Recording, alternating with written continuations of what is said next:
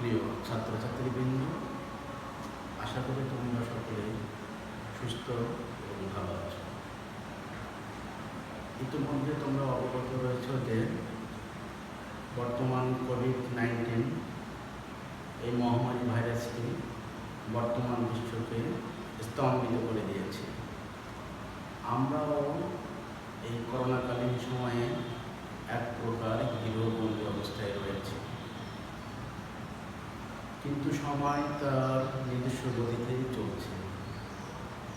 আমাদের উচিত সকল বাধা বিপত্তি ও প্রতিকূলতার মধ্য দিয়ে হলেও নিজেদেরকে সময়ের সাথে চালিয়ে নেওয়া বা সময়কে সঠিকভাবে কাজে লাগানো।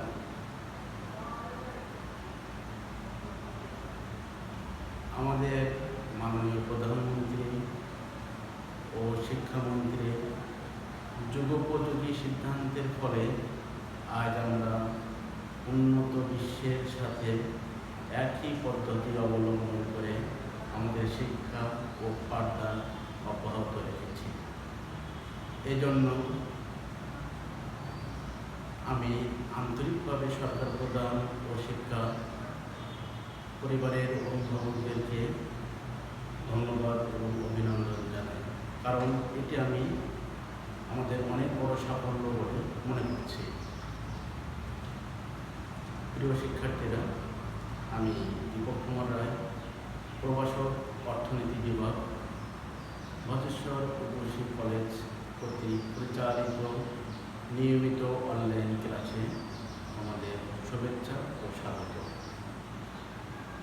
আজ আমি একাদশ ও দ্বাদশ শ্রেণীর অর্থনীতির প্রথম পত্রের দ্বিতীয় অধ্যায় এবং HSC BM বা ব্যবসায় ব্যবস্থাপনা বিভাগের প্রথম বর্ষের অর্থনীতি ও বাণিজ্যিক ভূগোল বিষয়ে অর্থনীতি পাঠের দ্বিতীয় অধ্যায় এবং BA BBS পাশ করছে ব্যষ্টিক অর্থনীতির প্রথম পত্রের তৃতীয় অধ্যায়ে ভোক্তা ও উৎপাদকের আচরণ নিয়ে আলোচনা করব।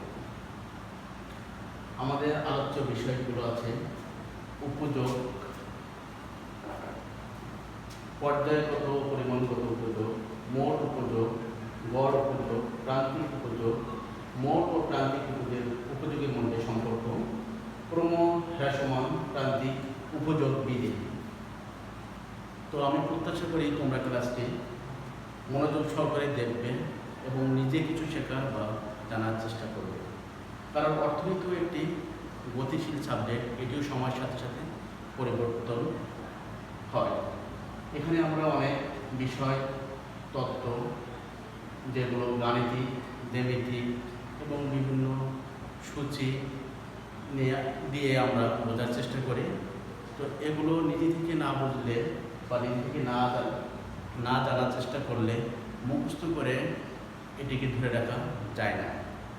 কারণ অর্থনীতি, আমি মনে করি অর্থনৈতিকভাবে সমৃদ্ধ না হতে পারলে কোনো ব্যক্তি, কোনো পরিবার, কোনো সমাজ, কোনো রাষ্ট্র কখনো উন্নতি সাধন করতে পারে না। আজ আমরা স্বাধীনতার পরবর্তী সময় হতে অনুন্নত অর্থনীতি দিয়ে শুরু করে উন্নয়নশীল হয়ে আজ মধ্যম আয়ের দেশে পদার্পণ করেছি। আমাদের GDP প্রবৃদ্ধির হার, আমাদের মাথাপিছু আয়, আমাদের জীবনযাত্রার মানে অনেক পরিবর্তন এসেছে। আমি মনে করি এটি একটি সুস্থ এবং পরিকল্পিত অর্থনৈতিক কর্মকাণ্ডের একটি ফলাফল। তো এই অর্থনৈতিক কর্মকাণ্ড বা অর্থনৈতিক অবস্থার পরিবর্তন আমরা সবাই চাই। আমরা সবাই অবস্থানগত পরিবর্তন বা অবস্থানগত উন্নতি চাই। এই জন্য আমাদের উচিত বাস্তব জীবনেও এই অর্থনীতির প্রত্যেকটি বিষয় এবং তত্ত্ব কাজে লাগানো। তো আমরা আজকে আমাদের ক্লাসের দিকে একটু মন দিই। তো ভোক্তা ও উৎপাদকের আচরণ। ভোক্তা কি? ভোক্তা বা ক্রেতা হলো যারা কোনো দ্রব্য ভোগ বা ক্রয় করে। ভোক্তা বা ক্রেতার উদ্দেশ্য হলো সর্বনিম্ন ব্যয় ক্রয়কৃত দ্রব্য এর মাধ্যমে সর্বোচ্চ উপযোগ লাভ করা এবং উৎপাদকের লক্ষ্য বা উদ্দেশ্য থাকে সর্বনিম্ন ব্যয়ের মাধ্যমে মানসম্মত সর্বোচ্চ উৎপাদন নিশ্চিত করা।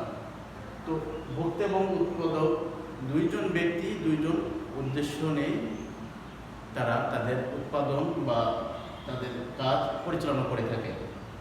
তো আমরা আজকে প্রথম আলোচনার প্রথম পয়েন্ট উপযোগ, যার ইংরেজি প্রতিশব্দ ইউটিলিটি। উপযোগ কথার সাধারণ অর্থ উপকারিতা, অর্থাৎ কোনো দ্রব্যের অভাব পূরণের যে ক্ষমতা সেটাই হচ্ছে উপযোগ। অর্থনৈতিকভাবে আমরা বলতে পারি একজন মানুষের একটি নির্দিষ্ট দ্রব্যের প্রতি যে অভাব রয়েছে ওই নির্দিষ্ট পরিমাণ দ্রব্যটি যদি ওই ব্যক্তির অভাব পূরণ করতে সক্ষম হয় তাহলে আমরা বলবো ওই অভাব পূরণের ক্ষমতায় ওই দ্রব্যের ভিতরে অন্তর্নিহিত রয়েছে। তো ওই ক্ষমতাটাই হলো উপযোগ। উপযোগ কথাটি একটি কল্পিত বা একটি মনস্তাত্ত্বিক ধারণা।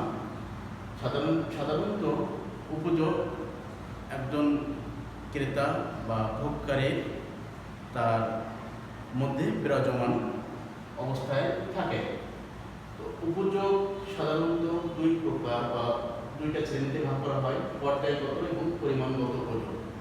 পর্যায়গত বা সংখ্যাবাচক, যেমন 1, 2, 3, 4 আমরা এইভাবে উল্লেখ করতে পারি, এবং পরিমাণগত আমরা প্রথম, দ্বিতীয় বা রোমান সংখ্যা ইউজ করে আমরা ব্যবহার বা দেখাতে পারি।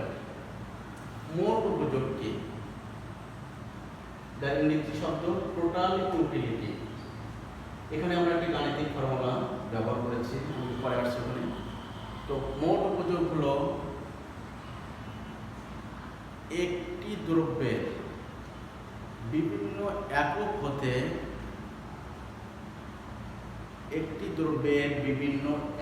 হতে প্রাপ্ত মোট উপযোগের সমষ্টিকে মোট উপযোগ বলব। কেমন? যদি মনে করি আমরা একজন ব্যক্তি তার কমলা লেবুর অভাব রয়েছে, তো সে ইচ্ছা করলো আমি বাজার থেকে কমলা লেবু ক্রয় করে ভোগ করব। সে প্রথমে 20 টাকা দিয়ে একটি কমলা লেবু ক্রয় করল। একই দ্রব্য প্রথমবারে সে 20 টাকা মূল্যের উপযোগ ভোগ করল। দ্বিতীয়বারের ক্ষেত্রে সে ওই একই কমলা লেবু সে আর ওই 20 টাকা দিয়ে না কিনে সে তখন 15 টাকা দিয়ে কিনে ভোগ করবে, কারণ প্রথম যতটুকু তার অভাব বা ইচ্ছা ছিল কমলা লেবুর প্রতি, প্রথম একক ভোগ করার পরে কিছুটা সেখান থেকে কমছে। কিন্তু মোট উপযোগ আগে ছিল 20 টাকার পরিমাণ, পরে হলো 15 টাকার পরিমাণ। তো তৃতীয়বারের ক্ষেত্রে সে ওই একই দ্রব্য আবার ক্রয় করার ক্ষেত্রে সে পূর্বের দাম না দিয়ে আরেকটু কমে দামে সে কিনতে রাজি। তখন সে দেখবে আমি 10 টাকা দিয়ে একটি কমলা লেবু ক্রয় করে সেটা থেকে উপযোগ ভোগ করব। সেক্ষেত্রে মোট উপযোগ আমরা প্রথম উপযোগ 20 টাকা সমান, তারপর দ্বিতীয় উপযোগ 15 টাকা সমান, তৃতীয় উপযোগ 10 টাকা সমান। এই তিনটার যোগফল হবে মোট উপযোগ। তাহলে 20 যোগ 15 যোগ 10, 20, 30, 40, 45 টাকা। তাহলে মোট উপযোগ সে 45 টাকা সমান। তারপর আমরা আছে গড় উপযোগ। গড় উপযোগ কি? মোট উপযোগকে ওই দ্রব্যের মোট সংখ্যা দিয়ে ভাগ করলে আমরা যেটা পাই সেটা হলো গড় বা অ্যাভারেজ ইউটিলিটি। তো আমরা এখানে প্রথমে পেয়েছিলাম 20 একক, তারপরে 15 একক, তারপরে 10 একক, তো 45 একক, মোট সংখ্যা 3। তো আমরা পাইটা 3 15 45, অর্থাৎ আমাদের অ্যাভারেজ ইউটিলিটি 15 টাকার সমান। এরপর আছে আমরা প্রান্তিক উপযোগ। মোট উপযোগের পরিবর্তনের হারকে এবং মোট দ্রব্যের পরিবর্তিত মানের দিয়ে ভাগ করলে আমরা যেটা পাই সেটা হলো প্রান্তিক উপযোগ। অর্থাৎ অতিরিক্ত এক দ্রব্যের ফলে উপযোগের যে পরিবর্তন ঘটে, মোট উপযোগের যে পরিবর্তন ঘটে সেটা হচ্ছে প্রান্তিক উপযোগ। আমরা প্রথমে পেয়েছিলাম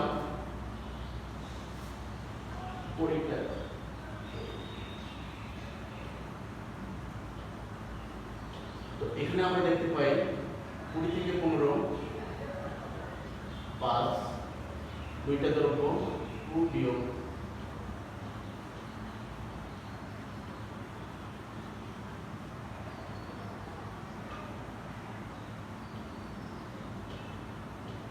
5। তো এখানে প্রান্তিক উপযোগ আমাদের 5 টাকা সমান। এবার দেখি আমরা মোট এবং প্রান্তিক উপযোগের মধ্যে সম্পর্ক, এটি অনেক গুরুত্বপূর্ণ, তোমরা একটু মনোযোগ সহকারে দেখবে। টিইউ এবং এমইউ মানে মার্জিনাল ইউটিলিটি এবং টোটাল ইউটিলিটির মধ্যে যে সম্পর্কটা, আমরা এখানে একটি চিত্র দেখে সহজে বুঝতে পারি। আমরা দেখি যে যখন এই কার্ভটা মানে এই রেখাটা টোটাল ইউটিলিটি কার্ভ, এখানে আমরা ওএক্স অক্ষে দ্রব্যের একক এবং লম্ব অক্ষে মোট উপযোগ, নিচের চিত্রে ভূমি অক্ষে অর্থাৎ ওএক্স অক্ষে দ্রব্যের একক এবং লম্ব অক্ষে প্রান্তিক উপযোগ দেখিয়েছি। আমরা এখানে দেখতে পারি মোট উপযোগ যখন ক্রমবর্ধমান হারে বৃদ্ধি পায় তখন প্রান্তিক উপযোগও ক্রমবর্ধমান হারে বাড়ছে। আবার দেখি যখন মোট উপযোগ এই বিন্দুর পর থেকে ক্রমহ্রাসমান হারে বৃদ্ধি পায় তখন প্রান্তিক উপযোগ আস্তে আস্তে হ্রাস পায়। তো মোট উপযোগের সর্বোচ্চ বিন্দুতে প্রান্তিক উপযোগ 0, সর্বোচ্চ বিন্দু বি এর পরে মোট উপযোগ যখন আস্তে আস্তে হ্রাস পায় এবং প্রান্তিক উপযোগ আস্তে আস্তে ঋণাত্মক দিকে অর্থাৎ মাইনাসের দিকে চলে যায়। তো আমরা এখানে আবারও দেখি সম্পর্ক টোটাল ইউটিলিটি কার্ভ মানে মোট উপযোগ যখন ক্রমবর্ধমান হারে বৃদ্ধি পায় তখন মার্জিনাল ইউটিলিটি বাড়ে। যখন এটা ক্রমহ্রাসমানভাবে বৃদ্ধি পায় অর্থাৎ সমানুপাতিক হারে তখন এটি স্থির বা সর্বোচ্চ হয় এবং টোটাল ইউটিলিটি কার্ভ যখন সর্বোচ্চ বা স্থির অবস্থায় থাকে তখন মার্জিনাল ইউটিলিটি 0 হয়। টোটাল ইউটিলিটি কার্ভ যখন আস্তে আস্তে কমতে থাকে তখন মার্জিনাল ইউটিলিটি আস্তে আস্তে ঋণাত্মক বা মাইনাসের দিকে চলে যায়। তো এবার আসবো আমরা ক্রমহ্রাসমান প্রান্তিক উপযোগ বিধি। এটি অনেক গুরুত্বপূর্ণ বা অনেক ইম্পর্টেন্ট একটা বিধি, ক্রমহ্রাসমান প্রান্তিক উপযোগ বিধি। তো এখানে আমরা একটি তালিকা এবং চিত্রের মাধ্যমে দেখব। তো এই বিধিটা কি? সাধারণত আমরা যখন কোনো তত্ত্ব বা বিধি আলোচনা করব সেখানে আমাদের কিছু অনুমিত শর্ত থাকবে এবং সেই শর্তের উপর নির্ভর করে আমরা সেই বিধিটা দেখাতে পারি আর কি। তো এখানে আমরা ক্রমহ্রাসমান প্রান্তিক উপযোগ বিধি হলো অন্যান্য অবস্থা স্থির বিবেচনা করে যখন কোনো সমজাতীয় দ্রব্যের বিভিন্ন একক ভোগ করার ফলে প্রান্তিক উপযোগ আস্তে আস্তে যে হ্রাস পায় সেটাই হচ্ছে ক্রমহ্রাসমান প্রান্তিক উপযোগ বিধি। এখানে আমরা কিছু অনুমিত শর্ত যেমন সমজাতীয় দ্রব্য এবং ক্রেতার আয়, রুচি, অভ্যাস পরিবর্তন হবে না এবং একটি নির্দিষ্ট সময় বিবেচনা করব। এছাড়াও আরও কিছু শর্ত আছে। আমরা এবার এটাকে তালিকায় একটু দেখি। আমরা প্রথমে দেখি একটি দ্রব্যের বিভিন্ন একক প্রথম, দ্বিতীয়, তৃতীয়, চতুর্থ, পঞ্চম, ষষ্ঠ এবং সপ্তম এই 7টা একক অর্থাৎ একটি কমলালেবু প্রথমবার, দ্বিতীয়বার, তৃতীয়বার, চতুর্থ চতুর্থ পঞ্চম ষষ্ঠ সপ্তম বারের ভোগের ফলাফল। তো আমরা মোট উপযোগকে টাকায় এবং প্রান্তিক উপযোগও টাকায় প্রকাশ করি। প্রথম একটি কমলা লেবু আমরা 5 টাকা ক্রয় করলাম, মানে প্রথম কমলা লেবু থেকে আমরা 5 টাকায় মানে মোট উপযোগ পেলাম। সেক্ষেত্রে আমাদের প্রান্তিক উপযোগও 5 টাকার সমান। দ্বিতীয় দ্রব্যের ক্ষেত্রে আমাদের মোট উপযোগ 9, তো এখানে প্রান্তিক উপযোগ আমাদের 5 থেকে কমে 4, কারণ আমরা এখানে জানি যে প্রান্তিক উপযোগ হলো মোট উপযোগের পরিবর্তন ডেল ইউ, অর্থাৎ 9 মাইনাস 5 সেক্ষেত্রে 4, এবং দ্রব্যের পরিবর্তন প্রথম থেকে দ্বিতীয় মানে 2 বিয়োগ 1, সেক্ষেত্রে 1 দিয়ে ভাগ করলে আমরা 4 পাই।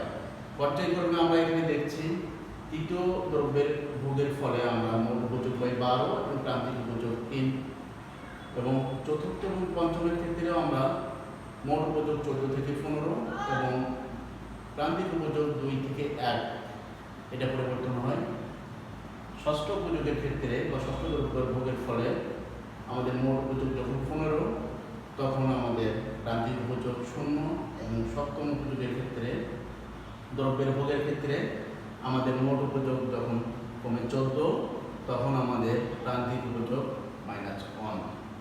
এটিকে আমরা চিত্রে যখন দেখব, চিত্রে দেখে আমরা ও এক্স অক্ষে দ্রব্যের একক অর্থাৎ প্রথম দ্বিতীয় তৃতীয় এরূপ সপ্তম পর্যন্ত, এবং লম্ব অক্ষে আমাদের মার্জিনাল ইউটিলিটি মানে এখানে যে মানগুলো আছে মানগুলো আমরা একইভাবে বসালাম। তো এখানে দেখে আমরা যখন প্রথম দ্রব্যের ক্ষেত্রে প্রান্তিক উপযোগ 5 টাকার সমান, সেটা আমরা এই বিন্দু থেকে এই পর্যন্ত রেখা টালে দেখতে পাচ্ছি, এবং দ্বিতীয় দ্রব্যের ক্ষেত্রে আমাদের এটাকে আমাদের 4 টাকা মূল্যের সমান, যেটা আমরা এই রেখার মাধ্যমে প্রকাশ করতে পারি। এরকমভাবে আমরা চতুর্থ পঞ্চম ষষ্ঠ ক্ষেত্রে আমরা 3, 2 এবং 1 টাকার মানে প্রান্তিক উপযোগ আমরা এখানে লক্ষ্য করছি। এছাড়াও যখন আমরা দেখছি ষষ্ঠ দ্রব্য ভোগের ফলে মোট উপযোগ 15, তখন আমাদের প্রান্তিক উপযোগ 0। এখানে ষষ্ঠ দ্রব্যের এককের ক্ষেত্রে আমাদের প্রান্তিক উপযোগ মানে এই 0 রেখা বরাবর এটা, এবং সপ্তম দ্রব্য ভোগের ফলে আমাদের এটা মাইনাস। তো এখানে আমরা যে রেখাগুলো পাইলাম A B C D E F এবং এইচ রেখা, এই রেখাগুলো যোগ করলে আমরা যে এই বিন্দুগুলো যোগ করলে যে রেখাটি পাবো সেটা হচ্ছে আমাদের এমইউ রেখা মানে মার্জিনাল ইউটিলিটি রেখা। এভাবে আমরা এই প্রশ্নের উত্তরটা সহজে দেখাতে পারি। তো সবাইকে ধন্যবাদ। আশা করি তোমরা ক্লাসটি মনোযোগ সহকারে আবারও দেখবে, এবং যদি কোথাও তোমাদের জানার বা বুঝতে অসুবিধা হয় কমেন্টস বা আমাদের সাথে যোগাযোগ করার চেষ্টা করবে, আমরা অবশ্যই তোমাদেরকে সহযোগিতা করবো। ধন্যবাদ সবাইকে। সবাই ভালো থাকবে, আমাদের সুস্থতা কামনা করি। Thank you.